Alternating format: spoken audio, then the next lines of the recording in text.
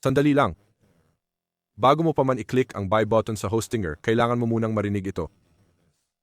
Malamang na malalagay ka sa pinakamalaking pricing trap sa web hosting industry. Nakikita ko itong nangyayari araw-araw. Akala nila malaking deal ang nakuha nila, pero doble o triple pala ang bayad nila sa dapat.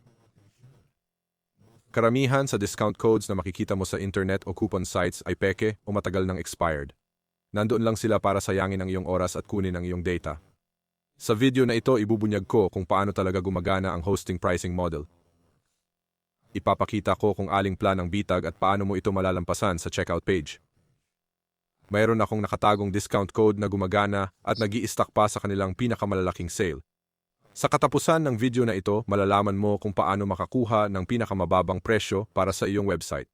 Kung ikaw ay freelancer, small business owner o nagsisimula pa lang, mahalaga ang bawat piso. Ang problema, mahilig ang mga hosting company mangakit gamit ang sobrang mababang intro rate. Mukhang maganda sa homepage, pero may catch na hindi napapansin hanggang huli na. Kung mali ang pipiliin mong billing cycle, tulad ng 1-month o 12-month plan, malaking bill ang aabutin mo sa susunod na taon. Ang renewal fees, pwedeng 200-300% na mas mataas kaysa sa unang bayad mo. Isa itong tagong gastos na pumapatay sa proyekto mo bago pa ito kumita. Isipin mo ang hirap ng linggo-linggong paggawa ng site tapos biglang sasabog ang hosting costs pagdating ng traffic.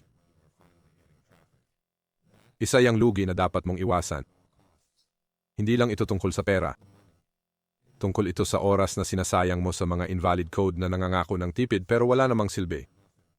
Karapat-dapat kang magkaroon ng malinaw na daan sa pagsisimula ng website ng walang tagong bayarin, kaya paano mo ito malulusutan? Ang susi ay unawain ang math sa likod ng mga plano.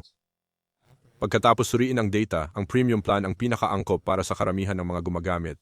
Pero nandito ang trick, kailangan mong tingnan ang 48-month na option. Alam ko mukhang mahabang commitment ang 48 months, pero iyon lang ang paraan para ma-lock in ang pinakamababang presyo at maprotektahan ka mula sa pagtaas ng renewal. Sa pagpili ng 48-month cycle, makukuha mo ang libreng domain name na makatitipid ka agad ng pera. Kung mas maikling plan ang pipiliin mo, mawawala ang libreng domain at mas malaki ang mababayaran mo bawat buwan. Samahan kita sa checkout process para hindi ka magkamali. Kailangan mong gamitin ang espesyal na custom link na nakalagay sa unang linya ng video description at sa pinned comment sa ibaba. Ang pag-click sa link na yon ay automatikong mag-a-apply ng pinakamataas na base discount sa iyong cart. Kapag napili mo na ang 48-month premium plan gamit ang link, hanapin ang kahon na nagsasabing "Have a coupon code". Dito mo maaaring magdagdag ng karagdagang tipid. I-enter ang code na decklist sa kahon na yon. Kailangan mong gamitin ang link sa description para maging valid ang coupon code na ito. Ngayon, nag-aalok ang Hostinger ng web hosting na hanggang 80% off kasama na ang Trust buwang libre. Sa pag-add ng code na decklist, makakakuha ka ng dagdag na 10% off sa presyong may diskwento na. Bababa ang iyong kabuuang gastos sa pinakamababang antas na posible.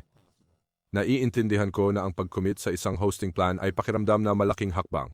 Paano kung hindi sapat kabilis ang serbisyo o magbago ang iyong mga plano? Kaya naman napakahalaga ng turn to araw na money back guarantee. Tinatanggap ng Hostinger ang lahat ng panganib para hindi na kailangan mong mag-alala. Kung hindi ka 100% masaya sa unang buwan, makakakuha ka ng full refund. Sinusubukan mo lang talaga ang serbisyo para makita kung angkop ito sa iyong pangangailangan. Wala kang anumang risk pero malaki ang potensyal na matitipid mo. Ngayong nakuha mo na ang hosting sa pinakamababang presyo, handa ka nang mag-build. Magkita-kita tayo doon. Kung gagamitin mo ang aking link, nakakatulong ito sa channel ng walang dagdag na gastos sa'yo.